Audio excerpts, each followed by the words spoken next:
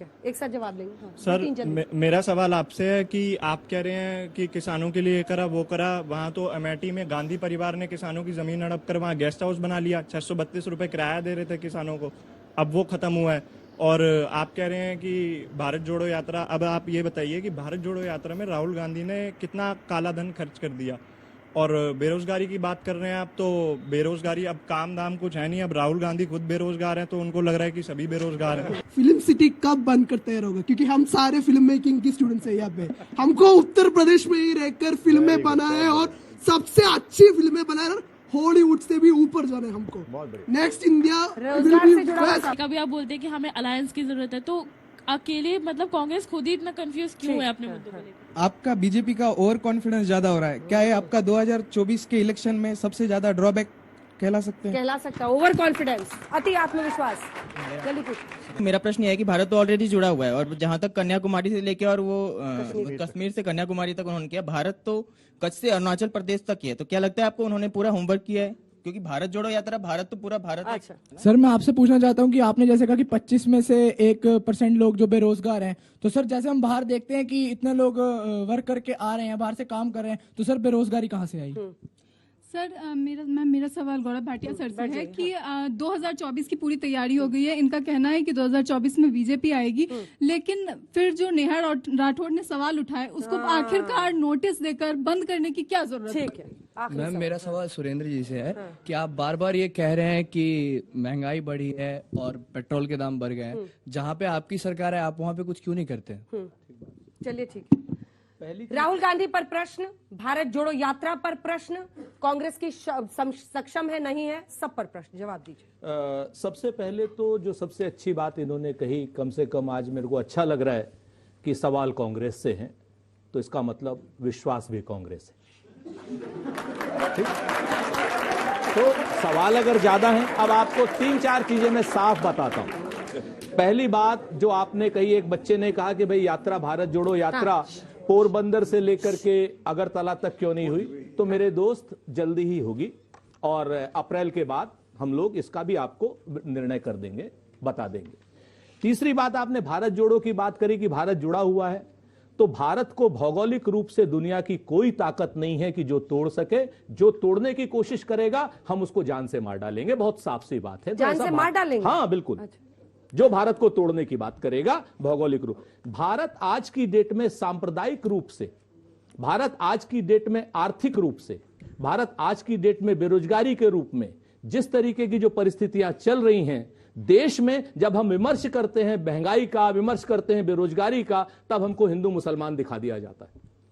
इस चीज के लिए आजकल तो वो दिखा रहे हैं रामचरितमानस। इस चीज के लिए मैंने ये आपके एक और साथी आरजेडी वाले दिखा रहे हैं। 8 साल तक आजकल तो ये भागते रहते हैं। 8 साल तक मीडिया ने प्रतिदिन हिंदू मुस्लिम बहस दिखाया, प्रतिदिन। और एक एजेंडा की तरह ये मत कहिए कि हर बात इसका जवाब ये नहीं होता है। 8 बोले राजपूत जी, बोले 8 साल सुरेंद्र जी बोले 8 साल तक प्रतिदिन हिंदू मुस्लिम बहस दिखाया। कोई प्रतिदिन नहीं दिखाया गया था। मैंने पिछले 1.5 साल दूसरे दिन कर रहे हैं। अपना जादू जब जनता पे नहीं चलता है तो किसी न किसी पर तो ठीकरा फोड़ना ही रहता है। प्रवचन न दे, बोलिए। जो स्वयं देश को हिंदू मुस्लिम बहस दिखा करके बताइए सुरेंद्र, कम से कम वो लोग प्रवचन न दें। मैं आपको बताऊं कि जो आपने अभी कहा ना रामचरितमानस पे, हाँ। इसी वजह से हमने कहा था कि दामन पे कोई छींटा ना, खंजर पे कोई दाग। अच्छा, वो नहीं उठाना है, उस पे चुप रहना है। तो उस पे नहीं, हम अच्छा, तो बहुत, हम बहुत उस पे चुप रहना है, इस पे चुप इसलिए, उस पे चुप इसलिए रहना है कि सामाजिक विमर्श के मुद्दे और धार्मिक विमर्श के मुद्दे सामाजिक नेताओं के लिए और धर्म के नेताओं के लिए छोड़ देने चाहिए। अच्छा, तो स्वामी प्रसाद मौर्य कौन से धर्म की बात कर रहे हैं? वो स्वामी प्रसाद जी से पूछिए। अच्छा, समाजवादी पार्टी से नहीं पूछे? वो स्वामी प्रसाद जी से पूछे, ये मेरा विषय नहीं है, आप उनसे पूछे। मैं उन्हीं से पूछा, बहुत साफ सी बात है। मैं आपको फिर से कहता हूं कि भारत जोड़ो यात्रा सांप्रदायिकता के विरोध में थी, और सांप्रदायिकता बढ़ी या नहीं बढ़ी, मेरे ख्याल से यहां पर सब लोग बैठे लोग जानते हैं, और आप भी जानती हैं, अच्छे तरीके से जानती हैं, क्योंकि आप सैकड़ों नहीं हजारों बहस कर चुके हैं इसको मुद्दे को लेकर के।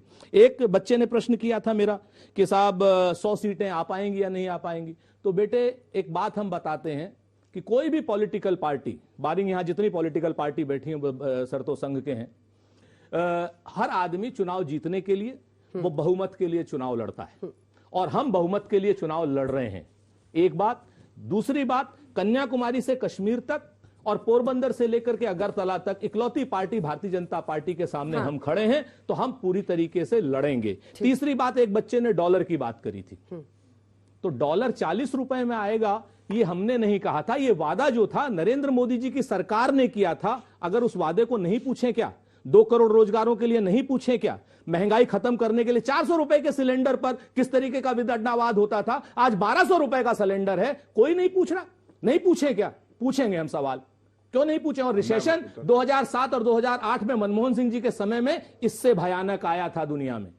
तब हम लोगों ने पूरी अर्थव्यवस्था को मनरेगा देकर के क्या नाम संभाला था, इस बात की गवाह अंजना जी भी है। उसमें भी जाहिर की गई आप लोगों की, ये जो पीढ़ी है इसने मोदी की सरकार देखी, हाँ, यही इसने मनमोहन सिंह की नहीं देखी। कैसे युवाओं को आप कनेक्ट मैंने इसीलिए कहा आपसे, मैंने अरे ये तो बच्चा समझा रहा है कि क्यों रिसेशन चल रहा है। मैं जवाब वही दे रहा हूं, मैं आपसे वही तो कह रहा था कि ये जिम्मेवारी अंजना ओम कश्यप जी की है कि उन बच्चों को ये जरूर बताएं। अभी तक कह रहे थे कि मीडिया आप क्यों दिखाते हैं, आप लोग क्या करेंगे? इनकी जिम्मेदारी आपकी है भाई, युवाओं के साथ कनेक्ट आपको बनाना है ना, इनके लिए मुद्दे बनाना आपकी जिम्मेदारी है। क्रेडिबल लीडर्स, अच्छा शो है, इसको मस्खरी क्यों करा रहे हैं भाई? क्रेडिबल लीडर्स तो आपको बनाने पड़ेंगे ना, जिन पर लोग भरोसा करें। वही बात, कौन है वो चेहरा? मैं आपसे वही बताता हूं। हमारे यहाँ चेहरा, कांग्रेस में चेहरा राहुल गांधी है, समाजवादी पार्टी में चेहरा अखिलेश यादव है, क्या नाम उसमें जनता दल यूनाइटेड में चेहरा नीतीश कुमार जी हैं, और उसमें डीएमके में चेहरा स्टालिन साहब हैं। हर पार्टी में प्रधानमंत्री पद का योग्य चेहरा है, हर पार्टी में, लेकिन हमारे लिए राहुल गांधी चेहरा है। बाद में संसद के बाद क्या नाम जब चुनाव होगा तब तय हो